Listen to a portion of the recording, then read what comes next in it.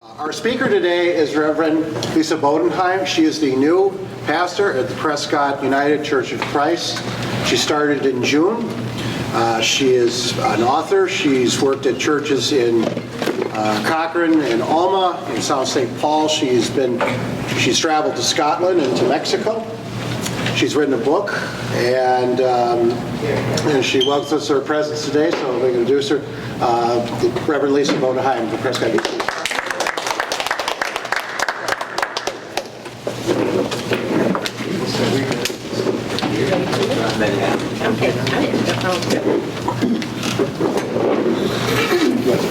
Well, it's a pleasure to meet all of you. So thank you, Sean, for inviting me to speak today. Can you all hear me okay?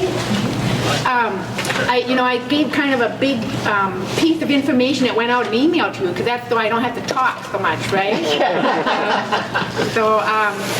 Yeah, it gets a little unnerving sometimes to be in front of new people after you get used to being in front of a congregation.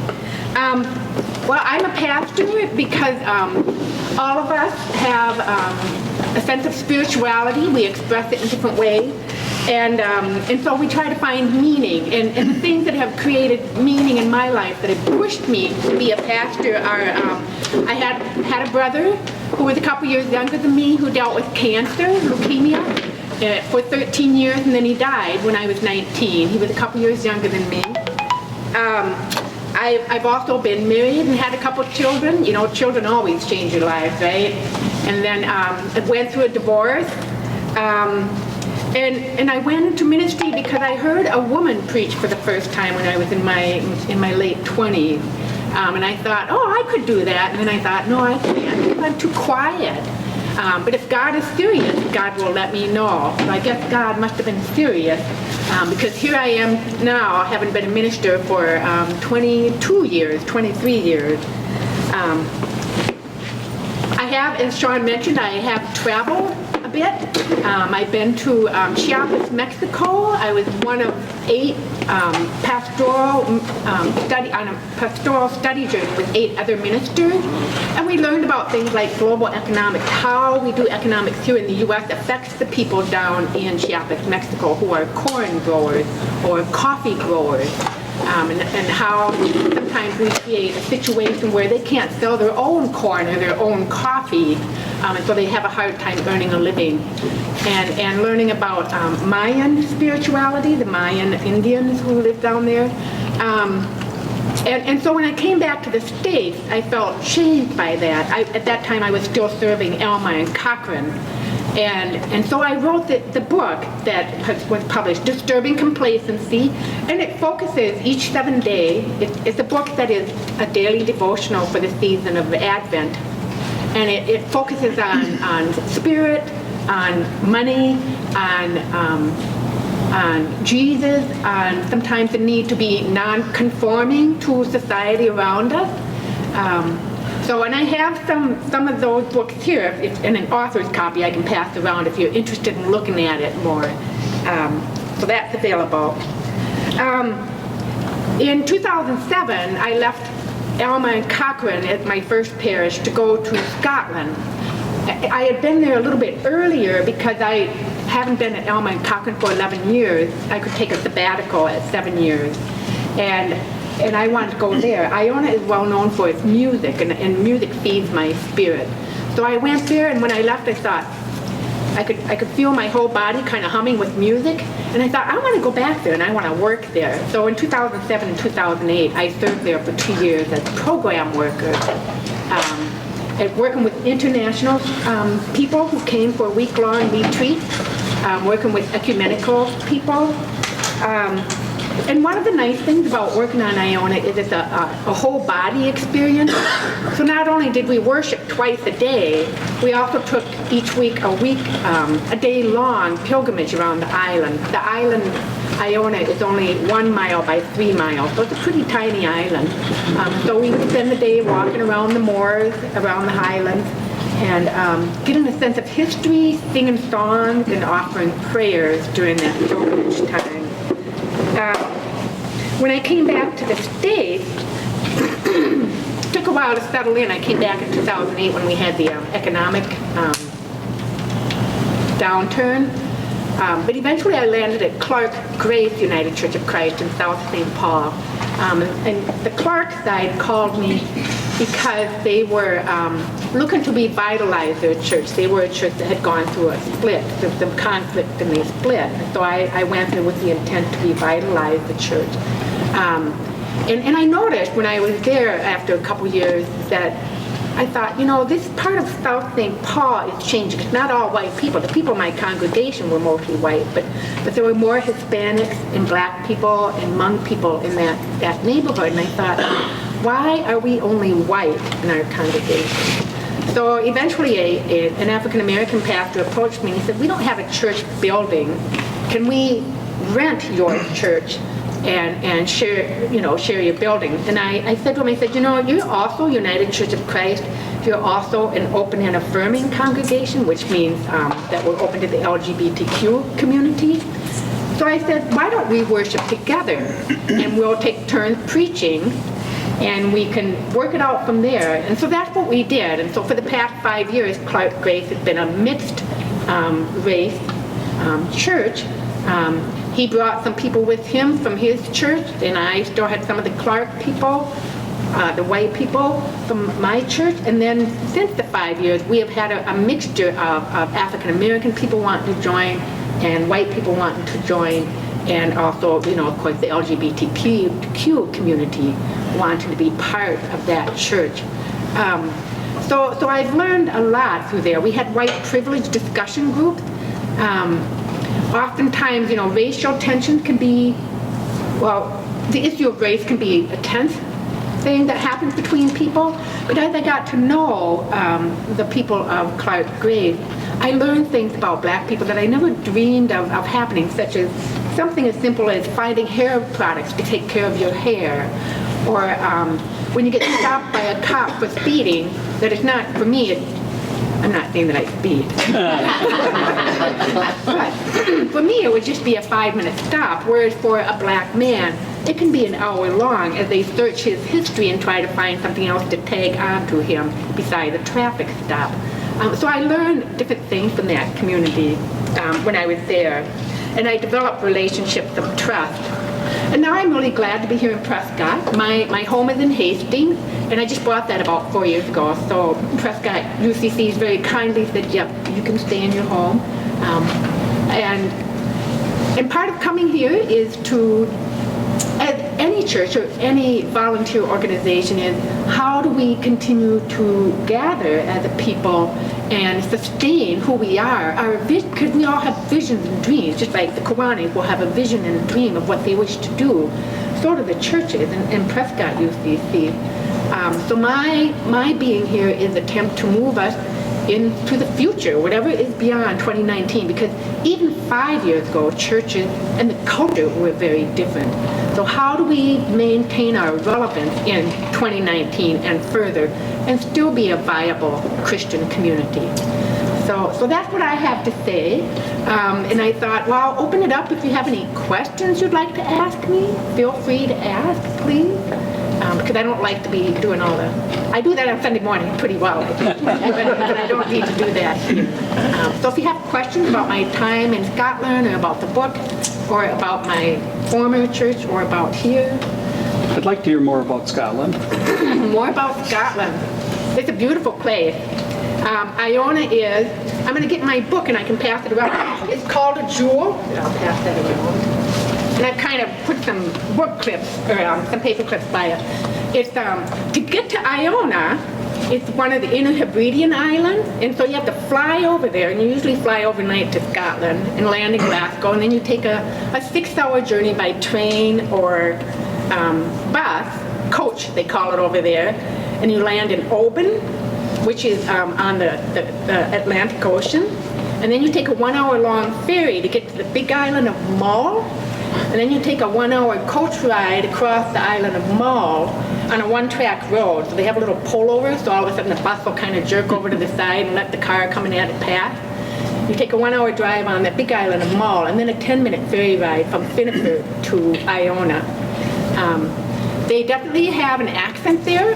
When I landed in the airport for the first time and took a taxi to my hotel, And I listened to him and I thought, I am never going to survive here. I do not understand his English at all. So it's a very fascinating country.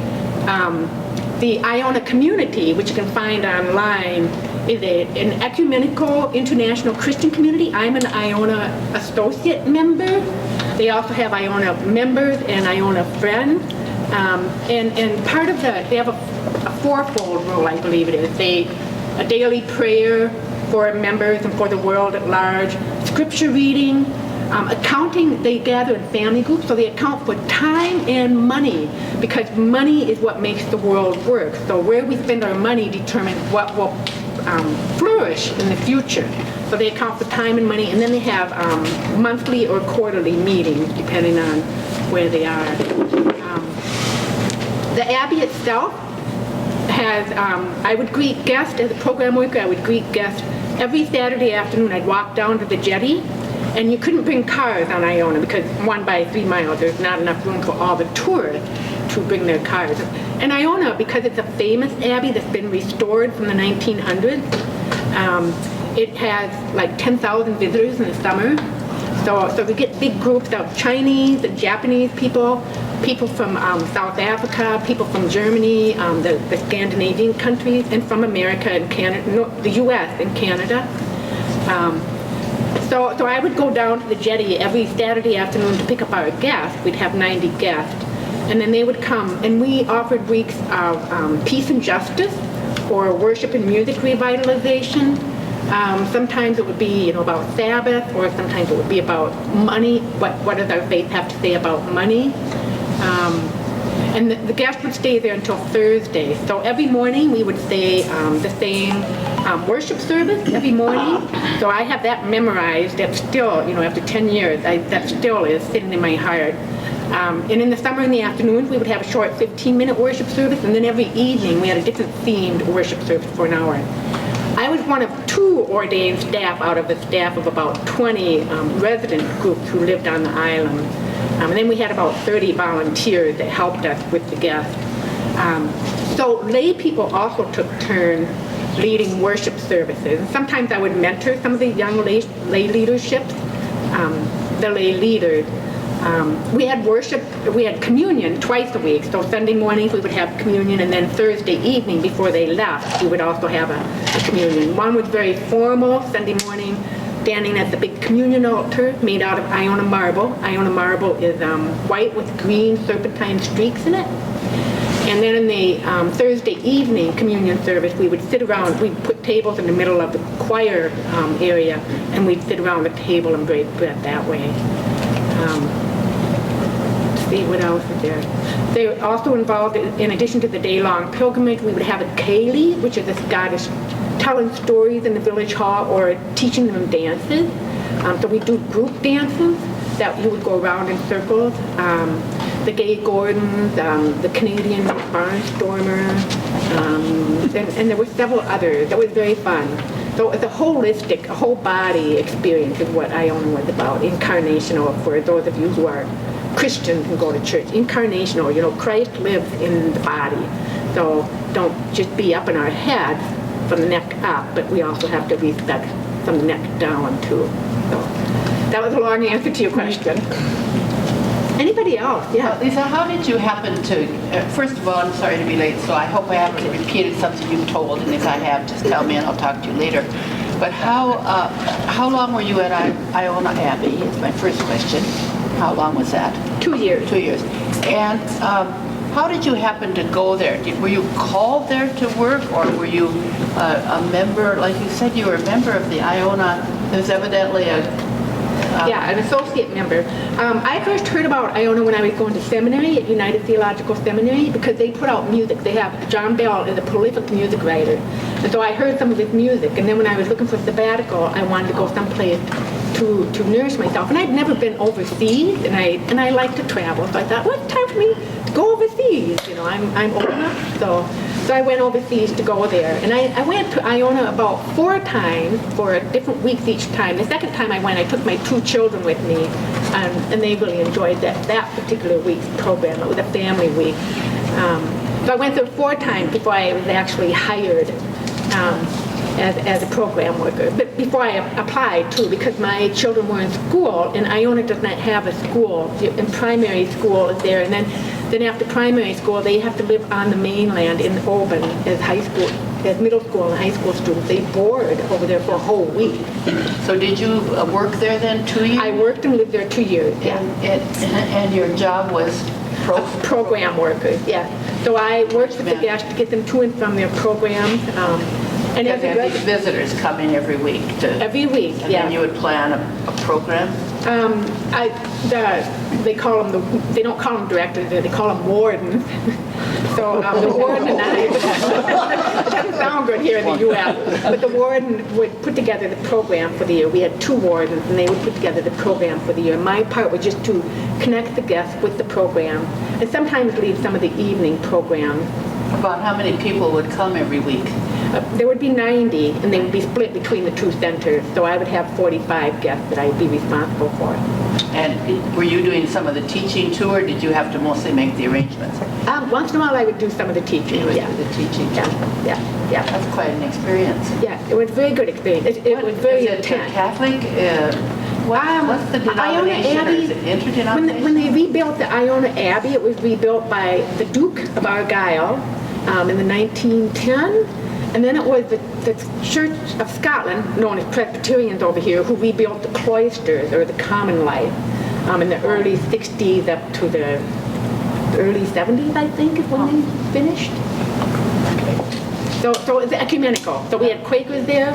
It was also interfaith. There were a couple weeks where we had Jewish people and Muslim people as well. And one Muslim leader was interesting because it was Ramadan. And we didn't always have the foods available that she could eat because they don't eat pork either, I believe. And she couldn't eat until the sun had set. And then once the sun rose, she could not eat after that time. Thank you. Yeah, thank you. Any other questions? Yes, Sean. One thing I forgot to mention, Reverend Bodenheim is from Wabasha. She's from this area, or this river area here. So, well, what do you like most about this community? We had talked about it, being back in a part of the river country that you had grown up with. Yeah. I just love, the Mississippi River Valley and the St. Croix now, because they call it the driftless area because the glaciers did not flatten it. They did not leave behind the stones that you find in northern Minnesota or perhaps even in parts of Wisconsin. But the glaciers carved the valleys, and I know that one thing I always admire is going up to one of the scenic overlooks that you can see and imagining what it would have been like to have had water filling up that valley and how tremendous that must have been. I appreciate the old river town, the small town. Wabasha is a small town too. If you've only lived there 20 years, you're still an outsider. I don't know if that's true in Prescott anymore, but I know in Elma, when I worked in Elma and Cochrane and lived there, that was certainly true. So those are the parts that I like, and river spirituality or water. That's part of our. Spirituality is a holistic thing, and God created not just people. God created the world, and so I want to honor that by loving the place where I am set, and I prefer to live in valleys and coulees and river valleys. They're next to the water, like in Scotland, which if you look at the book, you'll notice Scotland has the highlands and the moors. They don't have trees, but they have mountains and moors. So thank you for asking that, Sean. Do you think things have changed? This would be back to probably your practice now.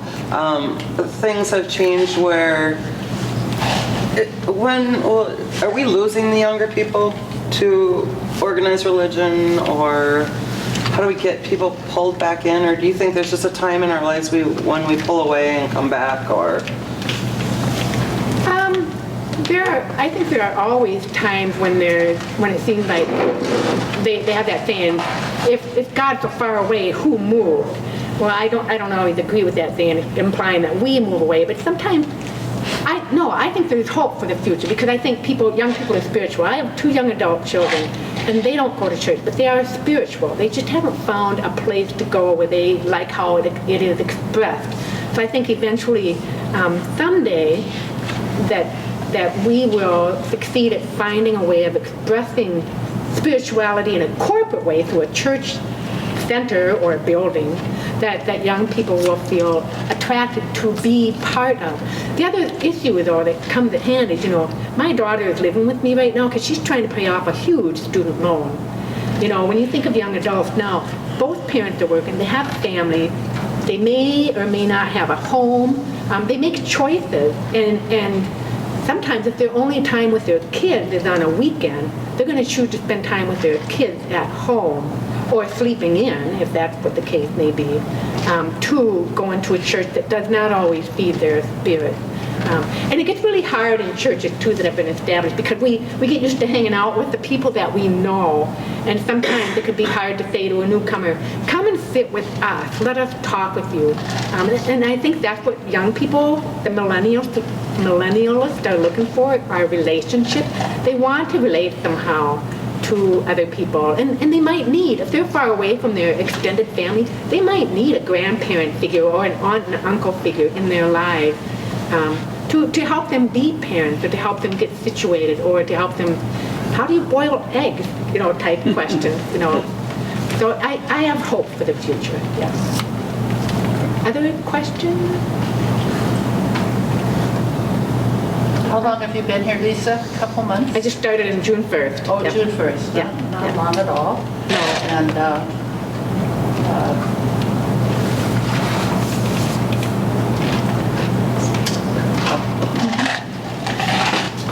And you have hope for all of our churches, I hope. Yeah. I mean, it's a struggle matter with some of these same questions, attendance and memberships, instead of increasing, at least in our community, seems to be going down. I know there are some churches, kind of mega churches in the cities that are getting increased attendance, but Right. And I think it's a task of, we need to be resilient, but how do you hang on to the faith and bring the resilience together? And worship attendance, regular worship attendance is no longer once a week. Worship attendance is now twice a month. That's regular worship attendance. That's why we see lower numbers. We might have maybe some of the same numbers of people. Maybe there's been some decrease, but people don't worship every week now. People worship twice a month. And that's what they see the need for.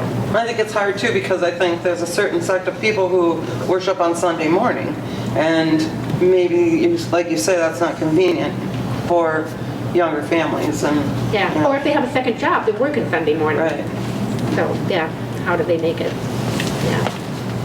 So, yeah, I'm hoping that we stay vital and kind of keep together. And, my thing is music, so I'm hoping to start music soon over in Prescott UCC and a few other things. So we'll see how it goes. I am it said in the newspaper article, I am half-time, but it's still considered full-time ministry. It's just a matter of juggling hours around as churches deal with that. Yeah. do you have an instrument that you play? Or? Piano. Piano. Yeah, I have a little penny whistle, I think it's called, but I'm not very good at that. So I didn't bring that. I don't think any of us are. So. Thank you very much. Yeah. Okay.